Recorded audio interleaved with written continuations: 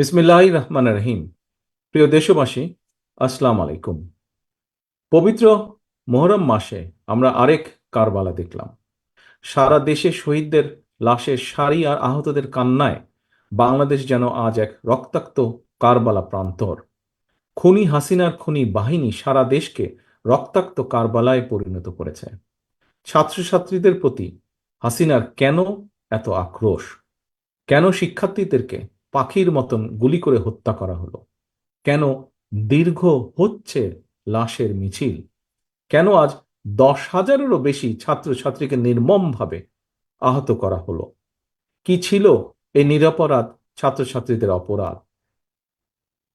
এই ছাত্রছাত্রীরা তো হাসিনার 400 কোটি টাকার পিয়ন হওয়ার কোনো সুযোগ তারা চায়নি।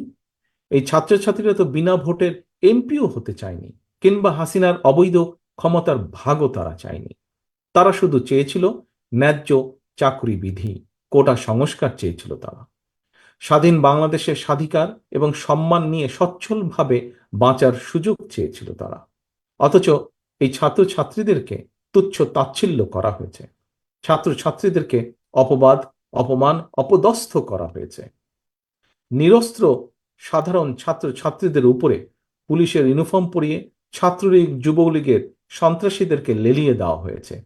এই খুনিরা আবু সাইদের চিতানো বুকে গুলি করতে দ্বিধা করেনি। খুনিদের বন্দুকের নল থেকে নরসিংদীর কিশোর তামিমও রেহাই পায়নি।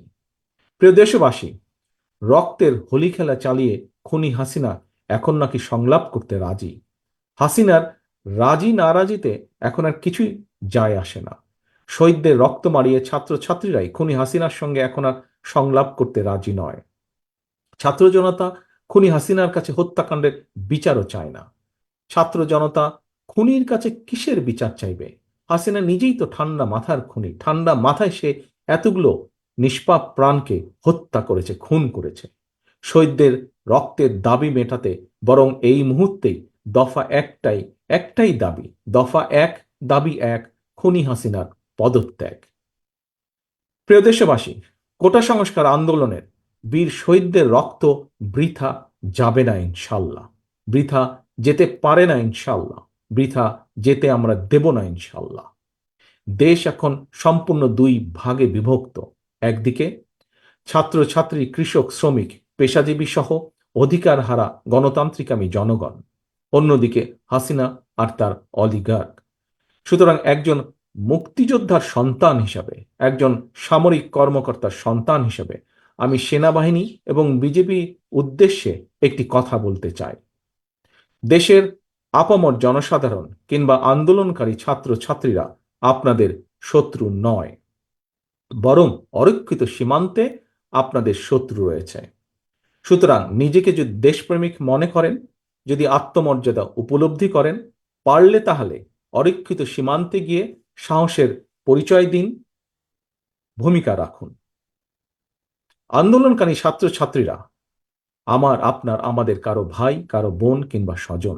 সুতরাং ছাত্রছাত্রীদের বুকে গুলি করে কিংবা তাদের সঙ্গে সংঘাতে লিপ্ত হওয়া আপনার কাজ নয়, অথবা সাহসেরও পরিচয় নয়। এবার আমি আইন শৃঙ্খলা বাহিনীর উদ্দেশ্যে কয়েকটি কথা বলতে চাই। একজন ব্যক্তি কিংবা ক্ষমতাসীন রাজনৈতিক দলের হীন রাজনৈতিক স্বার্থ রক্ষা করা আপনাদের দায়িত্ব নয়। আমি পরিষ্কারভাবে বলতে চাই, ছাত্রছাত্রীদের বুকে আর একটি গুলিও চালাবেন না। অতি উৎসাহী হয়ে থাকলে নিজের বিপদ ডেকে আনবেন। দয়া করে তা করবেন না। মনে রাখবেন, হাসিনার সময় ফুরিয়ে গেছে, কারণ আবু সাইদরা এখন আর বুক পেতে গুলি নিতে ভয় করে না। সুতরাং মানুষ খুন করে হাসিনাকে আর টিকিয়ে রাখা যাবে না। সারা দেশে ছাত্র ছাত্রী, শিক্ষার্থী, প্রিয় ভাই ও বোনেরা, 52, 71 কিংবা 90 প্রতিবারই বিজয়ের ইতিহাস রচনা করতে তরুণ যুবক ছাত্র ছাত্রীরাই রাজপথে সামনের কাতারে থেকে নেতৃত্ব দিয়েছে। চলমান আন্দোলনেও ছাত্র ছাত্রীরা বীরের ভূমিকা পালন করে চলেছে। বুকের তাজা রক্ত দিয়ে গড়তে চলেছে বিজয়ের নতুন ইতিহাস। সময়ের সাহসী সন্তান শিক্ষার্থীদের বুক চিতানো প্রতিরোধের মুখে খুনি হাসিনা জনগণের কাছে আত্মসমর্পণের দ্বার প্রান্তে। এখন শুধু সময়ের অপেক্ষা মাত্র। চলমান আন্দোলনে বীর শহীদদের রক্ত আর ছাত্র ছাত্রীদের সীমাহীন সাহস, ত্যাগ, তিতিক্ষার পথ ধরেই তাই শুধুমাত্র কোটা সংস্কারই নয়, অচিরেই বাংলাদেশের মানুষের কাঙ্ক্ষিত রাষ্ট্র সংস্কারের পথও রচিত হতে যাচ্ছে ইনশাল্লাহ। সম্মানিত প্রিয় অভিভাবক বৃন্দ, গত দুদিনে এ পর্যন্ত সারা দেশে প্রায় অর্ধশত ছাত্রছাত্রী শহীদ হয়েছেন। আমি মহান আল্লাহর দরবারে শহীদদের আত্মার মাগফিরাত কামনা করছি। এবার আর কেবল শোক প্রকাশ নয়, শোককে শক্তিতে রূপান্তর করে শহীদদের রক্তের বদলা নেওয়ার এখনই শ্রেষ্ঠ সময়। আপনি কি শহীদদের রক্তের বদলা নিতে চান না? একজন অভিভাবক হিসাবে আপনি কি আপনার ভাই বোন সন্তান স্বজনের নির্মম হত্যার বিরুদ্ধে প্রতিরোধ গড়ে তুলতে চান না? তাহলে কিশোর ফারহানের মায়ের আহ্বানে সাড়া দিন, রাজপথের দখল নিন। ধানমন্ডির কিশোর ফারহানের বয়স মাত্র 17 বছর ছিল। নরসিংদীর তামিমের বয়স ছিল মাত্র 15। অথচ এই শিশু কিশোররাও হাসিনার খনি বাহিনীর হাত থেকে বাঁচতে পারে নাই। হাসিনা ক্ষমতায় থাকলে নারী পুরুষ শিশু কিশোর কেউ নিরাপদ নয়।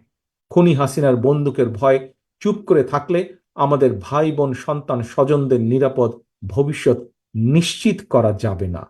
তাই সন্তানের একজন পিতা হিসাবে সম্মানিত সকল বাংলাদেশের সকল অভিভাবকের কাছে আমার বিনীত আহ্বান, আপনারা রাজপথে নেমে আসুন। ভাই বোন সন্তান স্বজনদের আন্দোলনের পাশে এসে দাঁড়ান, তাদেরকে সহযোগিতা করুন, সাহস দিন। প্রিয় দেশবাসী, খনি হাসিনার ক্ষমতার লোভের কারণে বর্তমানে গার্মেন্টস কর্মী থেকে শুরু করে নোবেল বিজয়ী প্রত্যেকটি শ্রেণী পেশার মানুষ লাঞ্ছিত, অপমানিত, অধিকার বঞ্চিত। এখন আর বসে থাকার সময় নয়। আপনি শিক্ষক, আপনার দাবি আদায়ের জন্য আপনাকে ছাত্রলীগের হেলমেট বাহিনীর সঙ্গে হয়তোবা আপোষ করতে হচ্ছে। শিক্ষকের সম্মান ফিরে পেতে চাইলে রাজপথে নেমে আসুন। আপনি হয়তো একজন পেশাজীবী, আপনি অধিকার বঞ্চিত, লুটেরা দুর্নীতিবাদ চক্র আপনার প্রাপ্য অধিকার কেড়ে নিয়েছে। আসুন, রাজপথে নেমে আসুন, অধিকার আদায়ের সংগ্রামে যোগ দিন, স্লোগান তুলুন। ফেরত চাইলে অধিকার, রুখতে হবে দখলদার। ফয়সালা নয় আদালত, ফয়সালা নয় আদালতে, ফয়সালা হবে রাজপথে।